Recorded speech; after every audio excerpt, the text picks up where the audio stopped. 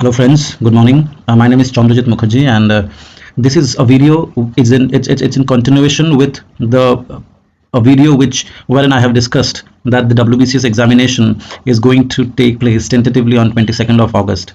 This is an official statement given by the PSC office. Now, based on this, there were many speculations with respect to whether the examination is going to conduct on 22nd of August, especially when the partial lockdown has been continued to the entire month of July. So there is a speculation the examination might get postponed again, but let us stick to the 22nd of August and prepare ourselves for the 22nd of August. That will help us, and even if the examination get postponed, then also it will be a bonus for us, all right, because after the expiry of these 30-35 days, you will be getting another, say, a month or so for revision. So it is always better to consider that 22nd August is your examination date. Now, I have a strategy for the prelims 2021 WBCS examination, and this is how the PPT looks like. All these are most important topic from the static general studies of the GK, and for current affairs, consider national and international events more. All right. Now, there are 6 heads. I know you might be wondering that there's English, there's a science and tech, there's maths, GI. I have left those things, especially because I am focusing here in this general studies area. Now, if you consider these 6 areas: Indian economy, polity, constitution, geography, history, freedom struggle, and current affairs, trust me, if you can master all these 4-5 topics, then you are absolutely going to clear this examination. All right. And the most important thing about this video is that I'll be discussing the specific topics from each and every static GK subjects, which will actually cover your 80 to 85% of these general studies papers. So say for example, if I'm mentioning few topics from Indian economy, then trust me, if there are 10 questions from Indian economy, 8 will be from those topics. If I'm talking about, say, 15 topics or 7-8 topics from Indian polity, rest assured that out of those 10 topics or 7 topics, 80% will be in your paper. The same goes with other history, geography, and current affairs also. All right. So please pay attention in this video, because this is going to be a very, very important topic. All right. Let us start with the first topic, that is the core area from the Indian history, that will cover almost 85% of the subjects. All right. The first thing first, Indus Valley civilization or Indus Valley culture and Vedic age. This is something that you have to go through it very, very properly. Apart from that, modern empire and Gupta dynasty, absolutely important. Specifically focus on the lineage part and the contributions of these rulers in the art, architecture, administration, things like that. South Indian history is another important area. South Indian history is something that you need to understand very, very thoroughly, especially the imperial Chola part, that is from the 800 to 1200 AD. All right. Ancient Bengal, you have to go through all those areas from the Paleolithic age till the end of the Gupta rule, from the Bengal perspective. What are the development that is going on parallelly in Bengal? All right. Next, the religious protest movement. Now, this is an area which is talking about the Jainism and Buddhism movement, how that emerged in India, how important those two religions were when it comes to the orthodox dominance of the Brahmanism. All right. So this is another aspect.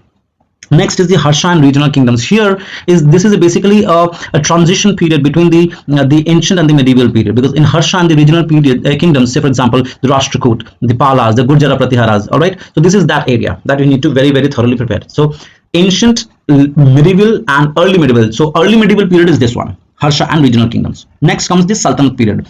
This is from 1206 to 1526. All right, the entire Sultanate period, from the slave dynasty till the Lodhis. And then comes the Mughal Empire, a huge important topic, very, very important topic.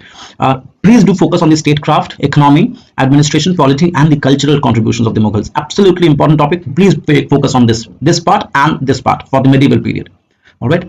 Next, let's see the core areas to be discussed in this subject. In this means this modern history of the national movement. First, regional powers, especially the Marathas. Decline of the Mughals and the rise of the Marathas, especially with respect to the Third Battle of Panipat, 1761, and how England, how the European power was emerging or spreading all across India. So this is an aspect which is very important.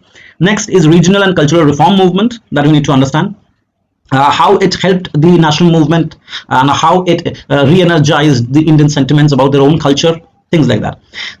This is educational and cultural development. In this area, you need to focus on the contributions that the England or the East India Company provided in respect to the educational and cultural development in India while they were ruling India. All right. Next, the Governor General and Viceroys. This is a crucial area, very, very important. You need to understand here that the rules, the policies, the laws, the important contributions of each and every Governor General, what happened in their era, especially the constitutional acts with respect to the specific laws, with respect to the important national events that took place during the reign of the Governor Generals and Viceroys.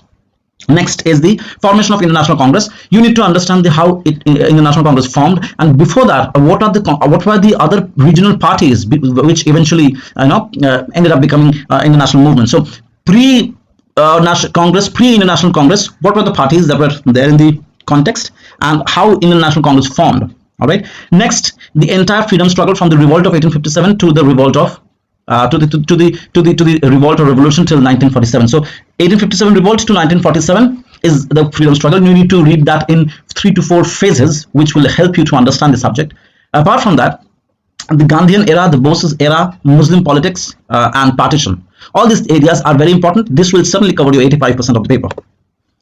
Next is the Indian polity. Please focus on these areas. You have to understand preamble. You have to understand fundamental rights, DPSP, duties, salient features, and the making and historical underpinnings. All right. This particular historical underpinnings you need to read in the continuation of the modern history. Whatever the subjects I'm dealing right now here, you need to focus on the chronology of how it has been set. All right. Next, the Indian judiciary, Supreme Court, High Court, subordinate courts, and tribunals. Tribunals are mentioned in Article 323A, capital A, and 323, capital B. Next, the parliament, executive, both at the central and the state level, that is Lok Sabha, Rajya Sabha president, and in the state level, it is the governor, the assembly, state assembly, and in few states, you have a legislative council too. All right. Next comes the executive in the sense, the president, I'm talking about the central executive, the president, vice president, prime minister, council of ministers, and attorney general of India. Whereas in the state executive, it is the governor, no vice governor, governor, chief minister, council of minister, and advocate general of this particular state. Now then you have to focus on the central state relationships. Central state relationship is a crucial area, and you also have to understand how the legislative distribution of power in the lists mentioned in the constitution, how the distribution of power takes place, how it is central biased, things like that. All right. Apart from that, constitutional and non-constitutional bodies is an essential part. You can refer the Lakshmikant for this particular portion. Indian judiciary I have talked about. Then you have to read about the Panchayat Raj system, the urban local bodies, that is precisely the municipalities. All right. Then you have to focus mainly on the emergency aid provisions, how emergency is impacting the fundamental rights, how Supreme Court has interfered in the process of the emergency, and what is the role of the 42nd and 44th amendments in the emergency chapter. All right. Next, you have to understand the amendment procedure and its relationship with the basic structure, how it evolved. All right. Next topic is Indian economy. Now you have to read through the basic concepts of Indian economy and the basics of the economics. Next, you have to read the 5-year plans and the emergence of the Niti Aayog. Next, you can read the sectors, the economic sectors, the primary sector, that is agriculture, food processing, the secondary sector, industries, and LPG reform that took place in 1991. The banking system of India, the fiscal and monetary policies, and here in fiscal and monetary policy, you have to read about the inflation too. All right. Next, the basic economic problems. You can add inflation here. You can add poverty. You can add unemployment. You can add the social security, things like that. And the final part is the international economic organizations. Here is the important area, and the areas, the organizations that you need to cover are WTO, GATT, then World Bank, then IMF, OECD, things like that. All right. So these 4-5 areas are very, very crucial. Apart from this, geography. In geography, you need to read first the physical geography and political geography, the political division of India and the rivers of India, the drainage system of India, as well as West Bengal. Here you can refer to the NCERT books. Oceanography, absolutely class 11th physical NCERT books. Demography of India, you just need to focus on the latest census report. Physical geography, the landforms, the climate, mineral resources distribution, only NCERT is more than enough. Resources of India, soils of India, vegetation of India, agriculture, irrigation, everything is mentioned in class 11th and 12th NCERTs. Do follow that. Human settlement, class 12th, human geography, you will find this. Environment and climate change, both in India and West Bengal. This is an area which is not really mentioned in the NCERTs. This area, you can have specific videos in my channel. Apart from that, West Bengal physical geography, this part you can do from Arihant, knowing your state, West Bengal. So this was it. and the one thing that is remaining is that the current affairs. So current affairs, what you need to do is you need to focus from January till say August. So January till August, you have to be very thorough with the current affairs, particularly the national and international events. That you can refer to either Vision, or you can refer to Chronicles or any magazine. But the focus area should be from January 2021 till the August 2021. I hope this is quite clear for you. So this is what you need to do.